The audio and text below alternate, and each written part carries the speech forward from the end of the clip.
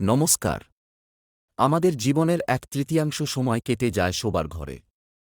তাই ঘরটিকে শান্ত, আরামদায়ক এবং ইতিবাচক শক্তিতে ভরিয়ে তোলা খুবই জরুরি। বাস্তুশাস্ত্রের কিছু সহজ নিয়ম মেনে চললে ঘুম হবে গভীর, মন থাকবে প্রশান্ত এবং জীবনে আসবে সমৃদ্ধি। করণীয়: বিছানা এমনভাবে রাখুন যাতে মাথা পশ্চিম বা দক্ষিণমুখী হয়, এতে ইতিবাচক শক্তির প্রবাহ বজায় থাকে। বাথরুমের দরজা সবসময় বন্ধ রাখুন, যাতে খারাপ শক্তি ঘরে না আসে। ঘরের পূর্ব বা উত্তর দিকে গাছপালা বা তাজা ফুল রাখুন, যা আনে সতেজতা এবং শান্তি। বর্জনীয়: বিছানার সামনে আয়না বা ইলেকট্রনিক যন্ত্রপাতি রাখবেন না, এগুলো শক্তি ও ঘুমের ব্যাঘাত ঘটায়। ঘর অগোছালো রাখবেন না, কারণ এতে মানসিক চাপ ও স্বাস্থ্য সমস্যা হতে পারে।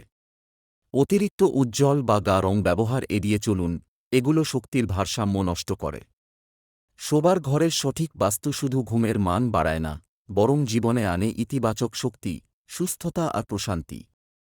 আজ থেকেই শুরু করুন এই সহজ নিয়মগুলো মেনে চলা এবং উপভোগ করুন সুস্থ ও সুখী জীবন।